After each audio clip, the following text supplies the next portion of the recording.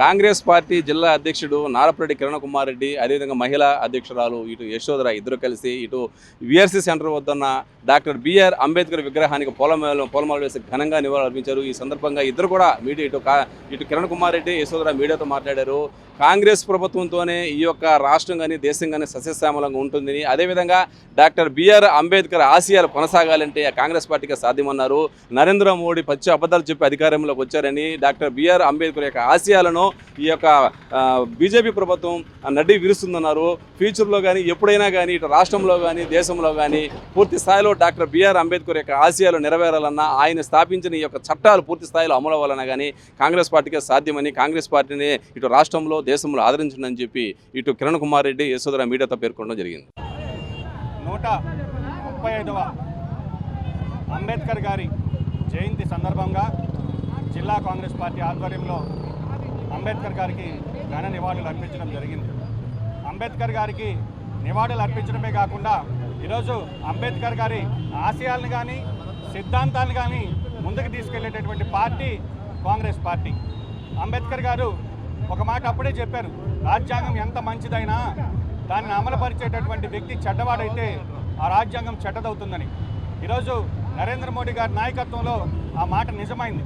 ఎందుకంటే రాజ్యాంగ సంస్థలైనటువంటి సిబిఐ కావచ్చు, ఈడీ కావచ్చు, స్వతంత్ర ప్రతిపత్తి ఉండాల్సినటువంటి ఎలక్షన్ కమిషన్ ఆఫ్ ఇండియా కూడా ఈరోజు నిర్వీర్యమైపోయేటటువంటి పరిస్థితిని చూస్తున్నాం. ఈరోజు కోర్టులను అడ్డం పెట్టి దళితుల యొక్క హక్కుల్ని కాలరాసేటటువంటి పరిస్థితి. దళితులు ఏదైనా వారికి ఉండేటటువంటి మత విశ్వాసాల మీద క్రిస్టియన్లుగా మారితే మీకు రిజర్వేషన్లు రద్దు చేస్తామని కోర్టులను అడ్డం పెట్టుకొని ఈ యొక్క హిందూయిజాన్ని, హిందూ మతాన్ని పెంచేటటువంటి ప్రయత్నం చేస్తుంది. కాబట్టి రాజ్యాంగాన్ని పరిరక్షించాలన్నా, రాజ్యాంగంలో ఉండేటటువంటి పౌరుల హక్కుల యొక్క భంగం కలగకుండా కాపాడాలన్నా తిరిగి కాంగ్రెస్ పార్టీ అధికారంలోకి వస్తేనే సాధ్యమవుతుంది. ఈరోజు ఈ రాష్ట్రంలో ఉండేటటువంటి ప్రాంతీయ పార్టీలు ఒకరు రెడ్ బుక్ అంటున్నారు, ఇంకొక డిజిటల్ బుక్ అంటున్నారు. కానీ కాంగ్రెస్ పార్టీది ఒకే ఒక బుక్, అదే రాజ్యాంగం అని తెలియజేస్తున్నాం. కాబట్టి ఈ రాష్ట్రంలో తిరిగి ప్రజాస్వామ్య పద్ధతిలో పరిపాలన సాగాలన్నా, ఈ రాష్ట్రానికి ప్రత్యేక హోదా రావాలన్నా, ఈ రాష్ట్రం బాగుపడాలన్నా అది ఒక కాంగ్రెస్ పార్టీతోనే సాధ్యం. తిరిగి కాంగ్రెస్ పార్టీ అధికారంలోకి వచ్చి రాహుల్ గాంధీ గారు ప్రధానమంత్రి అయితేనే ఈ దేశం యొక్క రాజ్యాంగం కావచ్చు, సార్వభౌమాధికారం కావచ్చు, ఇవన్నీ కూడా కాపాడగలిగేటటువంటి వ్యక్తి రాహుల్ గాంధీ గారిని తెలియజేస్తున్నాం. కాబట్టి ఈరోజు నరేంద్ర మోడీ గారి నాయకత్వంలో ఏ విధంగా దేశ సార్వభౌమత్వం అమెరికా కాళ్ళ దగ్గర పెట్టిందో, ఒక అమెరికా భారతదేశం యొక్క ట్రేడ్ డీల్లోనే చూసాం.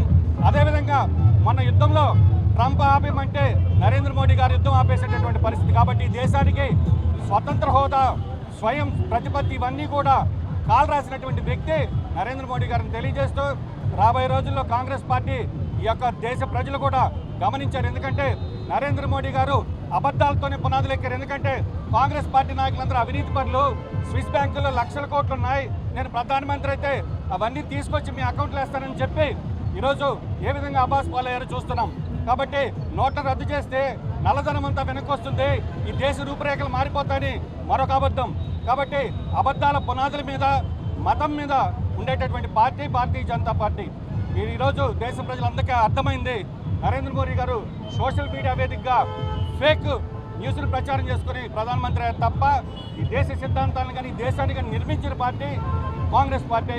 కాబట్టి తిరిగి ప్రజలందరూ కూడా కాంగ్రెస్ పార్టీని ఆదరించాలని కోరుకుంటూ సెలవు తీసుకుంటున్నాం. కాంగ్రెస్ పార్టీ ఎప్పుడు కూడా కాన్స్టిట్యూషన్ని గౌరవించింది. అంబేద్కర్ గారి ద్వారా కాన్స్టిట్యూషన్ని రాయించింది కూడా మా పార్టీనే. సో అలా ఎంతో కష్టపడి ఎన్నో ఏళ్ళు కూర్చొని శ్రమ ఫలితంగా వచ్చిన కాన్స్టిట్యూషన్ని వాటిని కాల రాసేసి దాన్ని మాఫీ చేయాలని అంబేద్కర్ గారిని చాలా ఎక్కువగా చులకన చేసే పార్టీ బీజేపీ పార్టీ. సో ఈరోజు ఆ పార్టీ వాళ్ళు కూడా అంబేద్కర్ గారిని ఏదో మసిపూసి మారేడికాయ చేసి ఆయనకు ఒక గార్లెండ్ వేయాలని చూస్తున్నారు. సో ఆయన సిద్ధాంతాలనే కత్తితోటి పొడి చేసి వచ్చి ఈరోజు గార్లెండ్ వేయాలని చూస్తే అది హాస్యాస్పదంగా ఉంది.